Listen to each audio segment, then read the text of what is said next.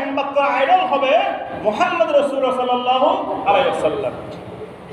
আমি নামাজ পড়ি, আমি রোজা রাখি, আমি হজ করলাম, যাকাত দিলাম, দান সাখাওয়াত করলাম, সুন্দর কথাবার্তা বললাম, বিবাহ শাদী করলাম, রাজনীতি করলাম, যা যা করব সবগুলো নবীর ভিতরে ছিল কিনা সেটা আমাদের খেয়াল করতে হবে।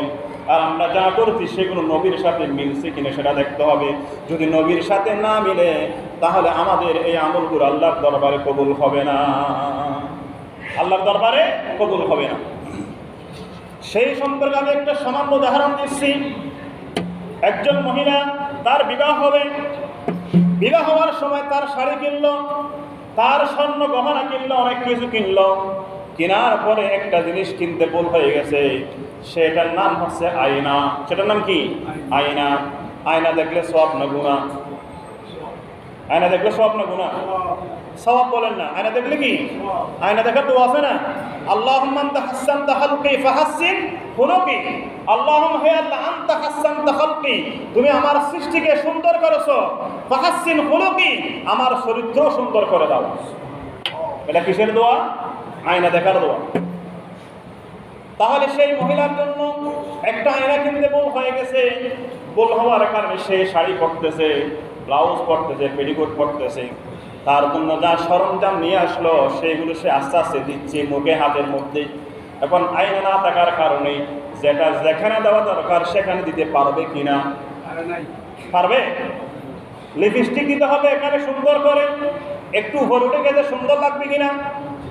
একটু দিতে হবে, সেইগুলো একটু ফেরা বেড়া হয়ে যায়, একটু অন্য লাইনে চলে যায়, বিচ্ছিন্ন হয়ে যাবে কিনা?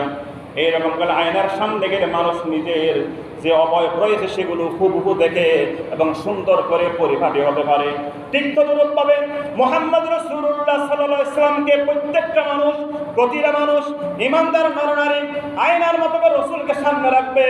রসুল করিম সাল্লাল্লাহু আলাইহি ওয়াসাল্লামের কাজ কি রকম ছিল, রসুলের নামাজ কি ছিল, রসুলের যাকাত কি ছিল, রসুলের হজ কি ছিল, রসুলের রাজনীতি কি ছিল, ধর্মীয় রাজনীতি কি ছিল, সবগুলো রসুল কিভাবে করেছেন, যুদ্ধ কিভাবে করেছেন, পররাষ্ট্রনীতি কি ছিল, অর্থনৈতিক নীতি কি ছিল, সবগুলো রসুল কি করেছেন সেগুলো দেখে দেখে কাজ করতে হবে। রসুলকে অনুসরণ করে যদি কাজ করা না হয়, খোদার পছন্দ করে বলেছি, সে ইবাদত আল্লাহর দরবারে কবুল হবে না, আল্লাহর দরবারে কবুল হবে না। পৃথিবীর মধ্যে যদি রসুলকে না মানো তাহলে তুমি কবরে হাসরে গিয়ে রসুলকে চিনতে পারবে না।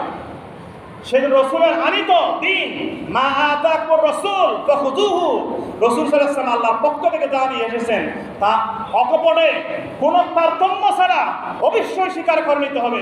সেগুলো স্বীকার না করলে তোমার নামাজ, তোমার রোজা, তোমার হজ, তোমার যাকাত আল্লাহ সবগুলো মুখের মধ্যে নিক্ষেপ করবে, এগুলো আল্লাহ কবুল করবে না, আল্লাহ এগুলো কবুল করবে না। সেগুলো ধর্মীয় রাজনীতি অবশ্যই কোরআনের মধ্যে রয়েছে।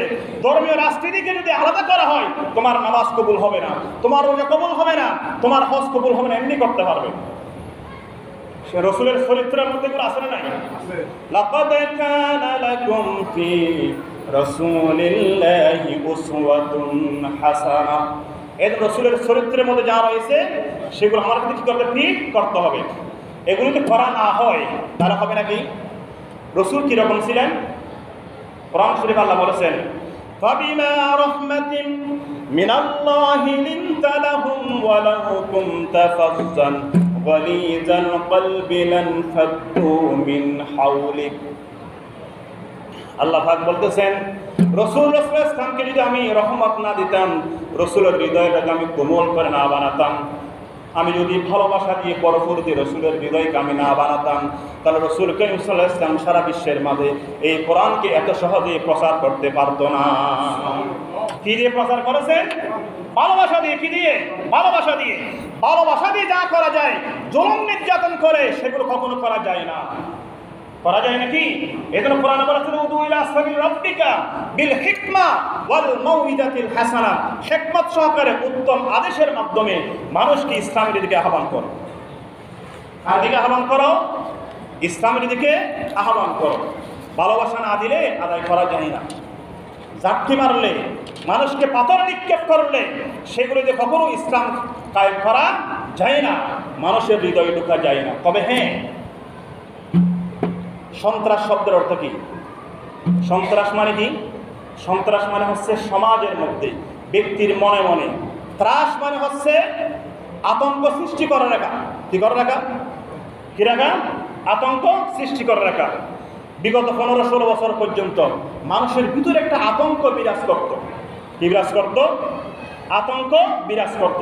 কখন কি বললে কি হয়ে যায় না যায়, একটা আতঙ্ক মনের ভিতরে। এই মনের ভিতরে আতঙ্ক কার কারণে? ওদের কারণে। কার কারণে? ওদের কারণে আতঙ্ক সৃষ্টি দিনের মতো চলতেছে, সর্বমান বিরাজ করতেছে। এটার নাম হলো সন্ত্রাস। এটার নাম কি? ডিকশনারি করে গুগলে সার্চ দিয়ে সন্ত্রাস শব্দটা দেখবেন, এটার সংখ্যা দেখবেন, অবশ্যই পেয়ে যাবেন। সন্ত্রাস কাকে বলে জানো কি? ওরাই দেশের সব মানবী। সন্ত্রাস নির্মূলে বড় বড় কথা বলে, ওদেরকে তোমরা চিনো কি? সন্ত্রাস, সন্ত্রাস কাকে বলে জানো কি? ওরাই দেশের সব মানবী। ওরাই দেশের সব, সব কেউ হতে পারে না। উপরে কে আছে? উপরে কে আছে? এটা অবশ্যই খেয়াল করতে হবে। আমরা সুশৃঙ্খলভাবে মানুষের হৃদয়ের মাঝে আমরা স্থান গ্রহণ করব। আল্লাহ আমাদের গুলোর তৌফিক দান করেন, আমিন। এটা কি প্রসঙ্গ বলেছিলাম?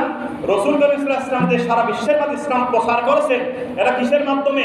ভালোবাসার মাধ্যমে। রাসূলুল্লাহ সাল্লাল্লাহু আলাইহি ওয়াসাল্লাম একজন সাহাবী হযরত আনাস রাদিয়াল্লাহু তাআলা আনহু রাসূল করিম সাল্লাল্লাহু আলাইহি ওয়াসাল্লামের সম্পর্কে বলেছেন, আমি রাসূলের খাদেম ছিলাম 10 বছর পর্যন্ত। কয় বছর? 10 বছর খাদেম ছিলাম।